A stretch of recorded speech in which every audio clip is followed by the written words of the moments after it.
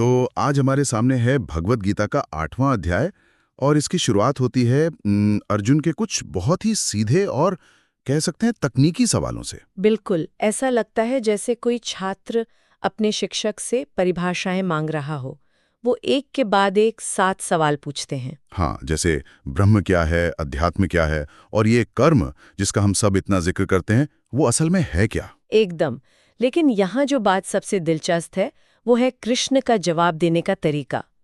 वो इन 7 सवालों का जवाब बहुत ही संक्षिप्त में, बस 1-2 श्लोकों में दे देते हैं। अच्छा। हाँ, और फिर तुरंत उस मुद्दे पर आ जाते हैं जो इन सबसे ज्यादा महत्वपूर्ण है, जीवन का अंतिम क्षण।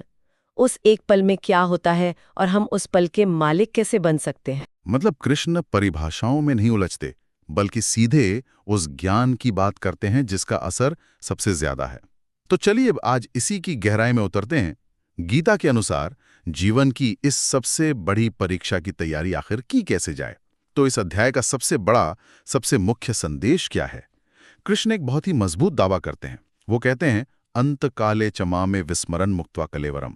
मतलब जो कोई भी अपने अंतिम समय में केवल मेरा स्मरण करते हुए शरीर छोड़ता है, वो बिना किसी शक के मुझे ही प्राप्त होता है। हाँ, और यहाँ स्मरण या याद करने का मतलब सिर्फ किसी जानकारी को दिमाग में लाना नहीं है।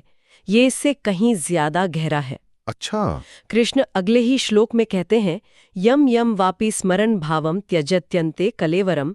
यहाँ ये भाव शब्द बहुत महत्वपूर्ण है। भाव। हाँ, ये सिर्फ एक दिमागी याददाश्त नहीं है, ये एक भावनात्मक अवस्था है, एक गहरा लगाव, हमारी चेतना की कह सकते हैं डिफॉल्ट सेटिंग है। मतलब जिस चीज से हमें जीवन भर सबसे ज्यादा लगाव रहा, जिसके बारे में हमने सबसे ज्यादा सोचा, अंत में हमारा मन अपने आप उसी तरफ भागेगा। एकदम। इसे ऐसे समझिए जैसे आप कोई हुनर सीख रहे हो, मान लीजिए गिटार बजाना। आप सालों तक अभ्यास करते हैं ताकि आपकी उंगलियां अपने आप सही तार पर जाएं, आपको सोचना ना पड़े। एक तरह की मसल मेमोरी। बिल्कुल।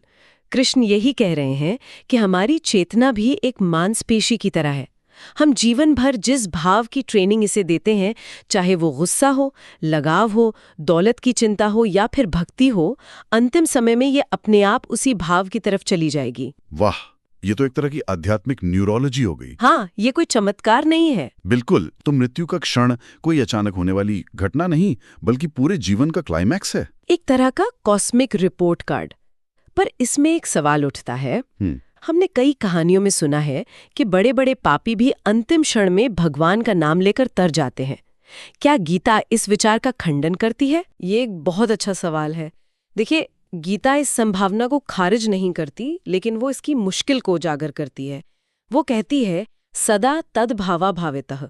व्यक्ति हमेशा उसी भाव में रहता है जिसका उसने जीवन भर चिंतन किया है। अच्छा।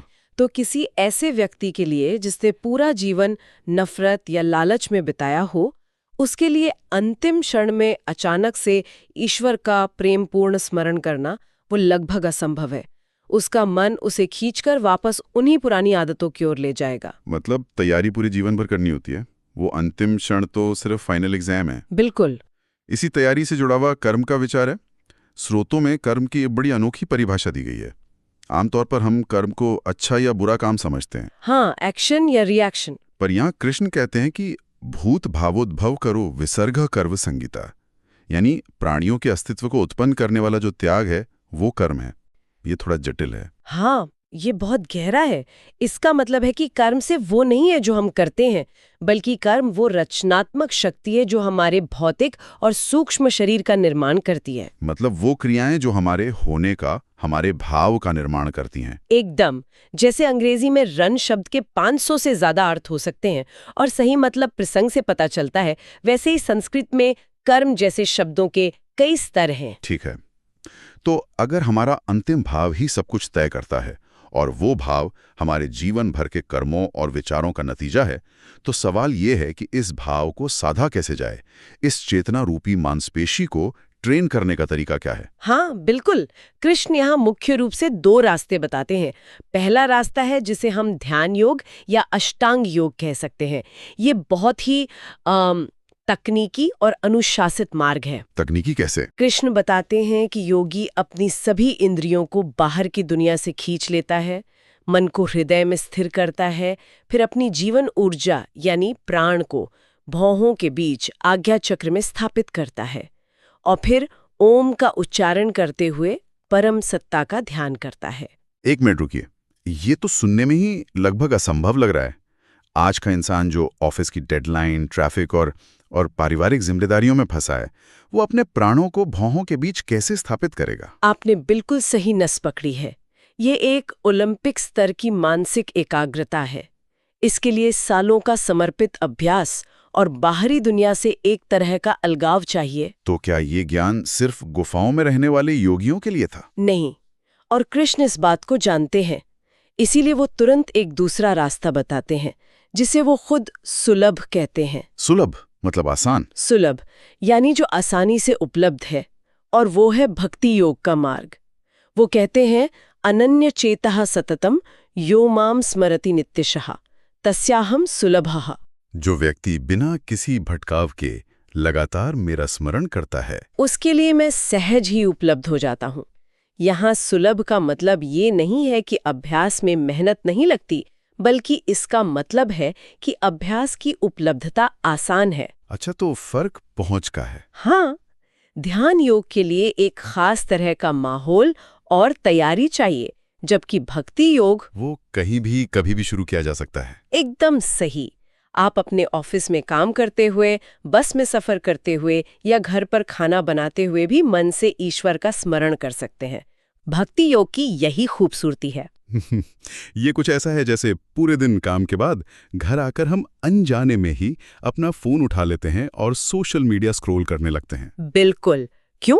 क्योंकि भाव वहीं का बना हुआ है, आदत वहीं की है। कृष्ण कहते हैं कि अपने भाव को भक्ति से इतना मजबूत बनाओ कि अंत समय में तुम्हारी चेतना अनजाने में ही परमात्मा की ओर स्क्रॉल करे। ये बहुत ही शक्तिशाली एनालॉग है। तो इस अभ्यास के लिए प्रेरित करने के लिए कृष्ण दुनिया की एक तस्वीर भी पेश करते हैं, और सच कहूं तो वो तस्वीर थोड़ी निराशाजनक लगती है। वो इस संसार को दुखालयम शाश्वतम कहते हैं, यानी दुखों का घर और अस्थाई। ये सुनकर कोई भी हताश हो सकता है। मैं समझती हूँ कि ये निराशावादी क्यों लग सकता है, लेकिन गीता के नजरिए से ये यथार्थवादी है। इसे एक डॉक्टर के निदान की तरह देखिए। डॉक्टर का निदान? हाँ, जब तक डॉक्टर ये नहीं बताता कि आपको कोई बीमारी है, आप इलाज के लिए प्रेरित नहीं होते। कृष्ण यहाँ दुनिया की असलियत बताकर हमें एक तरह से उस मानसिक तनाव से मुक्त कर रहे हैं जो हम सब महसूस करते हैं। मानसिक तनाव? वो कैसे? आज की दुनिया, खासकर सोशल मीडिया, हमें एक तस्वीर दिखाती है। हर कोई छुट्टियों पर जा रहा है, हर कोई सफल है और हर कोई खुश है। लेकिन जब हम अपनी असल जिंदगी देखते हैं तो उसमें संघर्ष है, तनाव है, दुख है। हाँ, ये तो है। इस बाहरी दिखावे और अपनी हकीकत के बीच का जो विरोधाभास है, इससे एक बेचैनी पैदा होती है। मनोविज्ञान में इसे कॉग्निटिव डिसोनेंस कहते हैं। कॉग्निटिव डिसोनेंस, संज्ञानात्मक विसंगति। हाँ, हमें लगता है कि शायद हम में ही कोई कमी है, बाकी सब तो खुश है। कृष्ण इसी विसंगति को संबोधित कर रहे हैं। जब वो कहते हैं कि ये संसार दुखालयम है, तो वो हमें एक तरह की राहत देते हैं। वो कहते हैं, समस्या तुम में नहीं है, इस जगह का स्वभाव ही ऐसा है। मतलब तुम अकेले नहीं हो जो ऐसा महसूस कर रहे हो। बिल्कुल। ये जानकर कि समस्या व्यक्तिगत नहीं बल्कि परिस्थितिगत है, हमें अपनी ऊर्जा सही जगह यानी इलाज पर लगाने की प्रेरणा मिलती है। ठीक है, तो ये दुनिया एक अस्थायी जगह है। तो यहां से निकलने के बाद होता क्या है? कृष्ण दो अलग अलग मंजिलों, या यूं कहें कि दो अलग अलग एग्जिट रूट्स के बारे में बताते हैं। हाँ, वो दो मार्गों का वर्णन करती हैं, शुक्ल मार्ग और कृष्ण मार्ग, यानी उज्जवल पथ और अंधकारमय पथ। शुक्ल मार्ग यानी उज्जवल पथ। इसका वर्णन अग्नि, ज्योति, दिन के उजाले और उत्तरायण के 6 महीनों के प्रतीकों से किया गया है। जो योगी इस मार्ग से जाते हैं, जो ज्ञान और वैराग्य के साथ शरीर छोड़ते हैं, वे ब्रह्म को प्राप्त होते हैं और इस जन्म मृत्यु के चक्र में वापस नहीं लौटते। और दूसरा कृष्ण मार्ग। कृष्ण मार्ग यानी अंधकारमय पथ। इसका वर्णन धुएं, रात, कृष्ण पक्ष और दक्षिणायन के प्रतीकों से किया गया है। तो इस रास्ते पर कौन जाता है? इस मार्ग पर वो लोग जाते हैं जो सकाम कर्म करते हैं, यानी अच्छे काम तो करते हैं लेकिन फल की इच्छा से। वे अपने पुण्यों का फल भोगने के लिए स्वर्ग जैसी जगहों पर जाते हैं और पुण्य खत्म होने पर वापस पृथ्वी पर जन्म ले लेते हैं। तो ये प्रकाश और अंधकार सिर्फ दिन और रात या साल के महीनों के बारे में नहीं है, ये असल में चेतना की दो अलग-अलग अवस्थाओं के प्रतीक हैं। बिल्कुल, ये चेतना की स्पष्टता और धुंधलके के बारे में है। शुक्ल मार्ग उन लोगों के लिए है जिनका जीवन ज्ञान के प्रकाश में जिया गया है, जिनका लक्ष्य स्पष्ट है। और कृष्ण मार्ग उन लोगों के लिए है जिनका जीवन अभी भी इच्छाओं, लगाव और अज्ञान के धुएं में लिपटा हुआ है। एकदम, वे अच्छे लोग हो सकते हैं, लेकिन उनकी चेतना अभी भी पूरी तरह से साफ नहीं है, इसलिए वो वापस इसी दुनिया के चक्र में लौट आते हैं। तो अंत में कृष्ण कहते हैं कि जो योगी इन दोनों मार्गों के रहस्य को सही से समझ लेता है, वो कभी मोहित नहीं होता, कभी भ्रमित नहीं होता। हाँ, और ये ज्ञान वेदों के अध्ययन, बड़े बड़े यज्ञ करने, तपस्या या दान पुण्य से मिलने वाले फल से भी कहीं बढ़कर है। क्यों? क्योंकि बाकी सब कर्मों का फल अस्थायी है। वो आपको स्वर्ग तक ले जा सकता है, लेकिन वापस भी ले आएगा।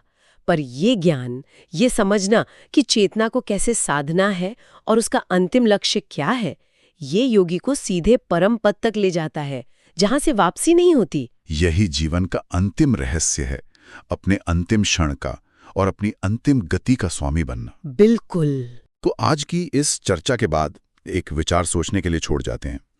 अगर हमारा अंतिम विचार ही हमारे अगले अस्तित्व को आकार देता है और वो विचार हमारे पूरे जीवन के अभ्यास का निचोड़ है, तो वो एक कौन सा विचार या भाव है जिसे अगर पूरे जीवन भर विकसित किया जाए तो वह सबसे गहरी और इच्छित मंजिल तक ले जाएगा, चाहे किसी का आध्यात्मिक मार्ग कोई भी हो।